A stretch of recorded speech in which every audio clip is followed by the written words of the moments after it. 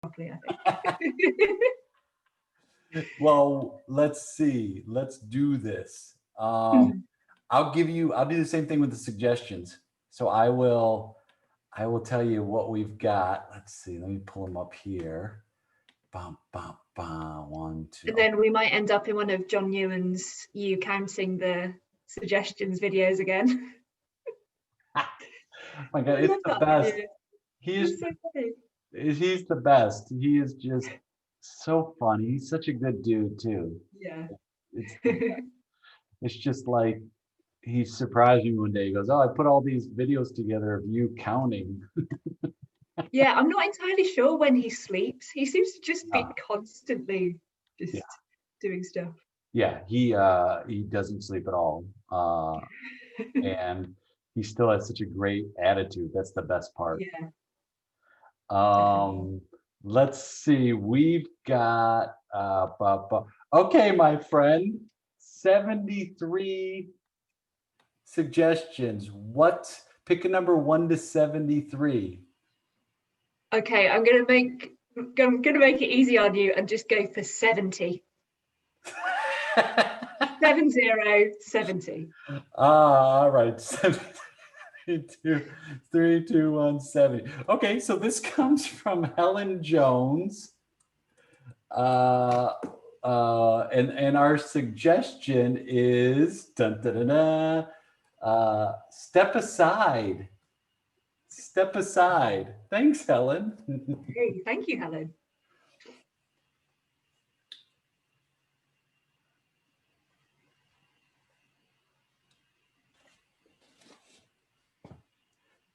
Yeah, are you trying to get through? You go. It's that it's awkward fine. dance, like. Oh. Yeah, honestly though, you go first. It's fine. I got nowhere to go. I actually, just to be completely honest, I was just kind of out walking around. My head's in the clouds, so. Oh, okay.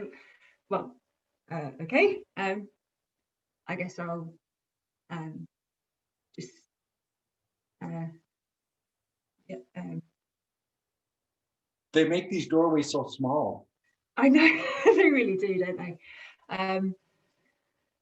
Yeah, it's. I'm not entirely sure. I really want to go in. Actually. Yeah. Are you? Yeah. It's. I mean, it seems like a nice place, but I just get. Have you got a bit of a weird feeling about it? 100%. Yeah. 100%. It's like, it's imposing. It seems very impersonal, but like, Yeah. I gotta go in. So I don't know if I just jump right in and go in, or if it's like, it's like a Band-Aid. Like, do you want to just Well, rip it exactly. out? But sometimes it's like, you rip it out slowly, it doesn't hurt as much. People are like, oh, you just gotta rip it. It's like, no, sometimes if you pull slow at a time, it's not as much pain. Yeah, if you go slowly and carefully, then you don't catch anything, and then it just comes off quite naturally. I think there's quite a lot to be said for the cautious approach. Right? I mean, I was taught as a young age, slow and steady wins the race. Yeah, And look before you leap, yeah, you know. And now everybody seems to just want you to leap. always. Right? Always. They're like, just jump right in, just jump in 100%. Just feet first, jump right in. It's like, well, what if I don't want to jump in? What if I don't want to go in right now? What if I just stay out here? What if this is, you know what? This is a sign. Yeah, you're right. It is. I think, just we're both here and we're both feeling the same thing. I don't think this is the right place for us. No. I mean, yeah, but that's okay, right? We don't have to be those kind of people, do we? We could be whatever kind of people we want to be. Exactly. So yeah, so maybe we're not. Maybe we're not leapers. Maybe we're not, feet first kind of people. Maybe we're take a step back kind of people. Take it all in. Exactly. See the bigger picture. I know exactly the last time I made a big leap forward. It did not end well. No. No. No. No. You're right. Like Yeah. Mm. Mm. I'm not going to go. Yeah. I'm not going to go. I'm just not going to go in right now. I might go No. in. Might. Yeah. We might go in. We might. There's no saying. Right. Who knows? It's just if we go in, it should be our choice to go in. Exactly. I mean, I don't think it's any coincidence that there's this little atrium area here. Yeah. Yeah, it's drafty, but we're kind of halfway in. We've got the doors in front of us, but we've come through the doors that are behind us. So, we could just stand here for a while. The atrium is beautiful. The atrium is, I feel like a lot of times in a building, the atrium is like an afterthought, but it's like this, it's a really beautiful, calm place. Like you come out here, it's just, oh, you just hear the water and it's just, oh, it just is so relaxing. Exactly. Why would they have put that water feature here if it wasn't to be enjoyed? Yes. I'm feeling a lot better about this. Okay, me too, because I don't want this to be any reflection of us. No. Maybe this,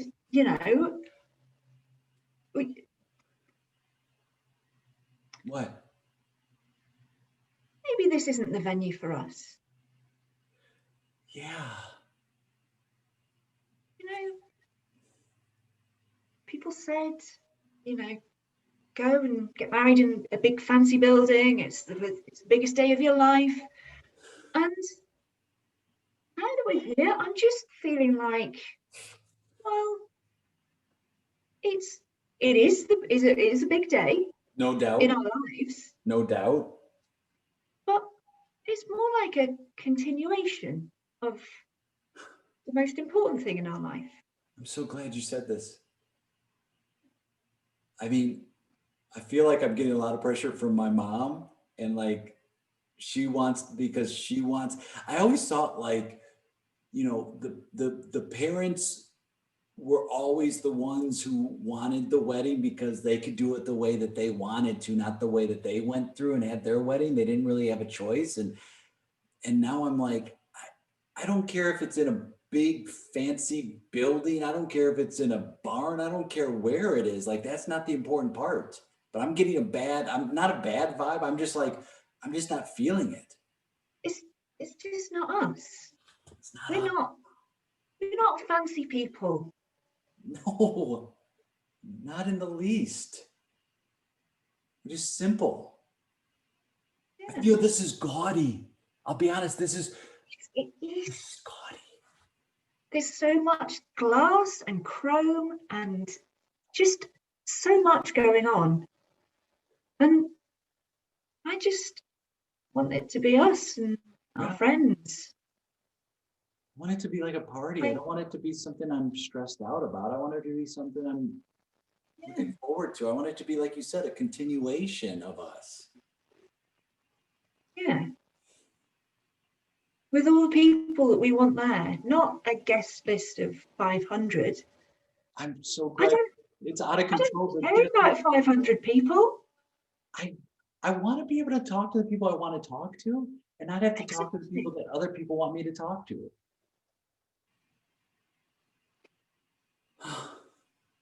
Bill, Yeah. should we just get married at home? Yeah. Can we Got just a lovely garden. You just keep it simple and easy. Yeah. Yeah. What did we always talk about? It's got to be easy. Yeah. And we want all our friends to be there. And, you know, they already know the house. They know where we live. We've got lots of room. Again, My dad could do a big barbecue, and that's what I want. that's what I want too. Oh, Penny. Oh my God. I was, I don't know why I was nervous talking about this when I know that this is exactly what I would expect you to say. I think we just got a bit caught up in all the madness. Madness. That's exactly what it is. It's turned into madness. And I just wanted to go back to simple. Yeah. Yeah.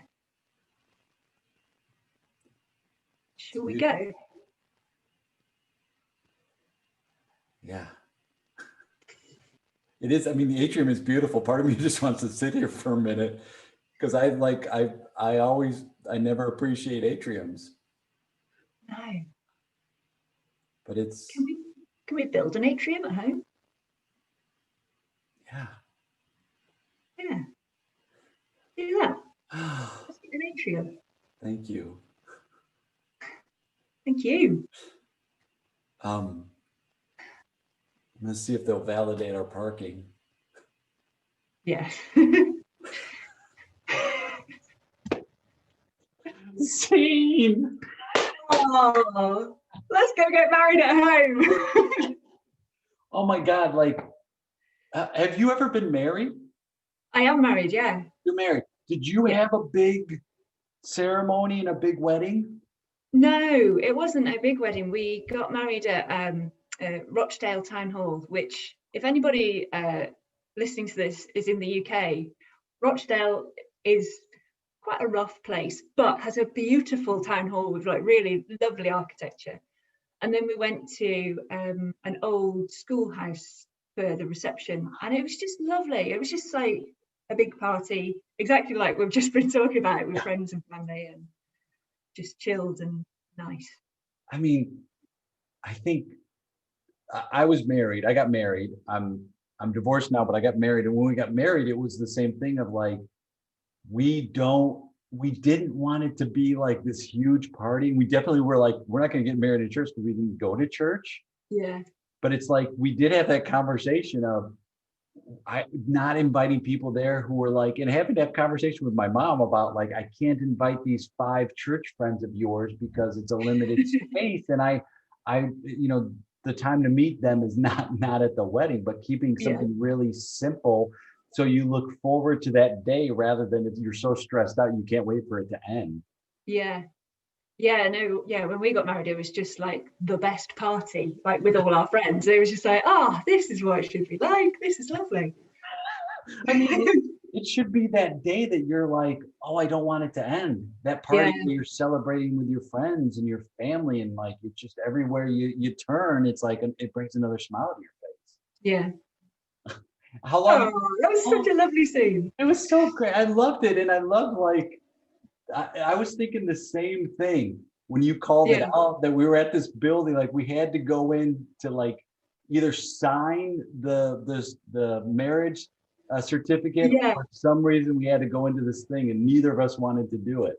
Oh wow, you had the same idea. Yeah. Oh yeah. Yeah. And I was like, well, if you don't say it, I'll ride with whatever you say. But like my instinct was we were kind of just standing at this place that we for some reason had to go in but didn't want to go in. So I thought it was great. Oh, awesome. How did you so tell me again how you got started in improv? What was the story? How'd you get involved? So 15 years ago, back 15 years ago, I always feel like I'm telling a tale when I started. It was 15 years ago. I was working in an office, and I was very, very shy. I know you would hardly believe it now, but I was very, very shy and couldn't really speak to people. And my colleague would come in every Tuesday and be like, oh my God, improv was amazing last night. We did this and we did that. And I just thought, that sounds really weird, but I'm kind of intrigued. What I want to And do. then I went along and I met my first improv teacher, David Ash, who sort of totally changed my life. And yeah, through improv, I found like the version of myself that could stand up and talk to people. And yeah, just stopped doing it ever since. Isn't it funny that people who know you now, and people especially who know you like in the improv community, if you were to tell them that story, it'd be hard to believe because of the change you've gone through with improv. And as far as like, because I feel the same way of like, you get that confidence about you and you're able to be more comfortable around other people as yourself. And people think, oh, improvisers are just naturally born that way. It's like, no. A lot of improvisers have gone through a lot of personal work to get to that point. Yeah, I've like had a couple of people ask me like, oh, I'm really an introvert. Like I don't know if improv is for me. I was like, I'm an introvert. I might not seem like it, but like, you know, in terms of like if I'm around people for a long time, I find it very draining and have to go and recharge, preferably in the bath. And like that's my kind of recharge sort of thing. But you know, you don't have to be this sort of big, loud, like gregarious sort of person. You know, it takes all sorts of. I mean, don't get us wrong, there are those people for sure. There are those people. But I also think a lot of those people, when they're by themselves, they're a lot more, they're more quiet. Like I think overwhelmingly a lot of improvisers who come off, especially as like loud or gregarious, I think a lot of times they value their alone time, their quiet time as much as anybody. And if you were to meet them like on the street or out, it's like meeting a teacher outside of school. Yeah. And then you're like, I thought you would be really loud and boisterous all the time. It's like, no, I can be, but I think also a lot of times, like in my experiences, a lot of times people who are like that, they like just chilling out a lot of times with friends and being more on the quiet side. So I think it's, you kind of get the benefit of learning tools to be more extroverted as you continue. But I think you also do love those times of just sitting down and chilling with your friends. Yeah, absolutely. Yeah. Like today, as part of my day job isn't really improv related, but as part of it, I've sort of wangled improv in there. So I deliver sessions on enhancing public speaking skills using improv techniques to researchers and people at universities. So I delivered a session on that today because it was just like, well, I know the journey that I've been on. I want other people to like, and I always sort of talk about myself at the start just to say like, I used to not be able to do what I do now. And it was only through improv that I found the confidence. So I kind of feel like I kind of have to do that. Like it's my duty to kind of give that back to other people. And I think that's such a great point too, is the point of giving back, right? It's like, I have to give back the thing to keep it. So in order for me to maintain this, I have to give it back. And walking, it must be so powerful for people walking, when you walk into a room and you share that story you have, where you're like, I'm just like you. And here are some things that have helped me with some things some struggles you might be going through as well. And then you see those light bulbs in people's eyes when they get it or they experience something. You're like, yeah, that's what I'm talking about. Yeah, definitely. Now you have also, you've been, tell us about Glossop Improv and what that is and what you've been doing online now and your relationship with Seki and all of that. Yeah, so Seki and I started Glossop Improv about a year and a half, maybe nearly 2 years ago. I met Seki through the Partington Theatre in Glossop. So I moved to Glossop about 3 years ago, didn't know anybody, so went straight down to the local theatre and was like, hello everybody, I'm here, how can I help out? Because I knew like when you move to a new place, that's a really easy way to get to know people. I met Seki and she is as passionate about improv as I am, and she's got a ton of acting experience and some improv experience. And so after a while we were like, yeah, we need to do some improv. And so we set up a group, and yeah, it's just been sort of growing from strength to strength. And since we sort of moved online, we've had other people from all over the world join us, which has been amazing. And we're about to do our very first online show soon. So November the 5th is our first online show. It's called A Little Something Special. It's 45 minutes, just a cute little show, just to sort of flex our improv muscles a bit further. Wow. And she, Seki is just so talented also. And I came across a video she did on ukulele. She did a song. Oh, she's amazing. She's really talented. And it's not one of those, it's one of those people that it's not like, oh, listen to my friend. Like, yeah, but they're really good. And I think she's got such a right? She's got such a lovely voice. And so watching the two of you play together, it's like, oh, I can already tell the chemistry through the screen. It's great. It's considering that Glossop is quite a small place, like we're incredibly lucky to kind of found each other. Like, she's originally from the Philippines, and I'm not from Glossop originally, but somehow we've sort of coalesced in Glossop. Very, very lucky meeting. I don't know. I think there is sometimes a force that we don't know what you might say. It's God or the universe or whatever that goes, let me get you closer to somebody, and then it's up to you to take that on. And some people don't do that. Some people are introduced and they're in this situation with someone, they don't continue that relationship for whatever reason. But I think this move, it seems like, oh, that connected you with somebody who you really gets you and are excited to play with. And play in adults is such an important thing that we forget and we don't utilize as much as we could.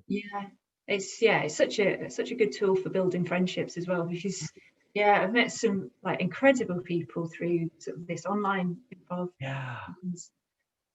Just people that, I don't know, you just kind of find sort of kindred spirits sometimes, and you're just like, oh, okay, our lives in no other way kind of intersect, but we're on the same wavelength. And sometimes you can just tell, like if you go into a workshop or something and you've got like 12 people on the screen, you're like, I need to work with you. You are the one. It's just, I don't know what it is, but sometimes you're just like, we need to do a scene together. And that's it. I was taking a workshop today, and there's a couple people in the workshop. I'm like, oh, I'd love to play with them. And then just by happenstance, when we went into breakout rooms, I got to play with them. And it was that same thing of like, this is week 2 of this workshop. I've heard you talk, and I've seen some stuff you've done, and I think we'd really get along. I really like your style. And then it's just like, okay, here you go. And it was just such a lovely, we did so many just lovely scenes today. So I think you could tell. I think there's a thing of like, oh, you're, like you said, you're on my wavelength. You get it. Let's see what happens now. And because of what's happening with this global pandemic, now it's everything, this whole ecosystem has shrunk down, so we can just reach out to people. And I think people are more they're more taking that opportunity and go, all right, I got nothing to lose. Hey, let's do this. Let's do a little scene online or something. Especially with this kind of format, this 10-minute thing, it's just so, well, if it doesn't work out, like, what have you lost? You've lost, say, you've lost 10 minutes out of your day. That's it. And strangely enough, it always works out though, It does, doesn't it? Because it does. That's what you get when you've got 2 people that are enthused about the same thing. And we did some scenes that were like kind of busting assumptions and stereotypes. Like for example, all old people are crazy and need medicine. Like the improv. They're like, what are some of the improv things? Oh, a woman is powerful and in a high status position, but she's mean, and so let's play where that's not the case. And these were all just like, excuse me, they were super lovely scenes. It was like, just go, for me, it's like, make those positive choices and don't do what is expected in those situations. Like, not all families get together for dinner and hate each other. Not all couples who are together for a long time want to break up. And for some reason, we see a lot of those scenes. So flipping expectations is super fun in this. And I think people are doing more stuff around that, kind of getting rid of all the stereotypes. I've seen I'm a moderator on the Improv Place, and that's been really, really good. They've been talking about sort of diversity has been one of their key themes like this month. And somebody mentioned about ageism the other day. and how that has kind of, that's been less addressed than some of the other kind of stereotypes that we are, you know, quite rightly fighting against. But ageism, the fact that everybody, if you say like, oh, play an old person, like somebody's made a comment that like I've seen more Zimmer frames in improv than I ever have in real life. You got more people like doddering along like this. Lots of shaking and walkers. Yeah. It's just like, no, just play a human that has a wealth of experience. It's like when they talk about like for screenwriters, like how do you write a strong female character? It's like, just write a character. Yeah. Just happens to be female, but like write anything else, write a strong character, and you don't have to keep those same assumptions or stereotypes going. And Yeah. I think it's also, the online thing is giving people opportunity to take those classes and to meet other people. And, you know, you don't have to rely on the money aspect anymore of I got to save up and travel. And the only places that really have credible teaching are these big American cities. Like, no, there are great teachers everywhere. And now you can start listening and connecting with people from all around the world and expanding your reference base instead of everyone trying to fit into what, you know, my reference base is. Yeah. I'm excited about what the future of it, honestly. And I know it's not going to go away. I think it's just going to adjust, but I think this virtual is here to stay, and I'm very excited. Yeah, I think once we can meet up physically, it's only going to enrich it further. I don't think anybody is going to stop doing online improv, because it's so convenient to be able to just go like, oh, I want to do a scene with somebody that happens to be in Bangalore. You know, that's fine. I can do that. We just need to work out what time zone we're in. That can be tricky to work out what time zone you're in.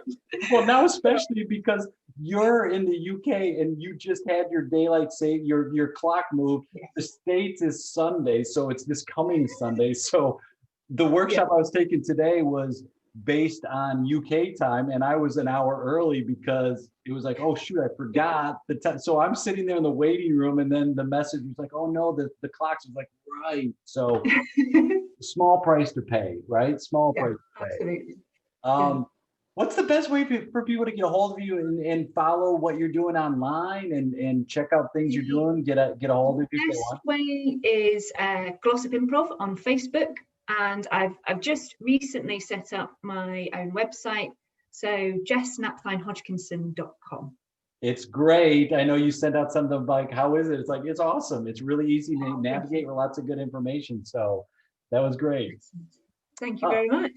Jess, thank you. I really appreciate it. It's so much fun with you, and I can't wait to play with you again, whether it's like virtual or in person. I just had a ball. One day we'll actually meet in person. We'll high five in person one day. Amen. Thanks, Jess. Thanks, Jay. See you later. Bye.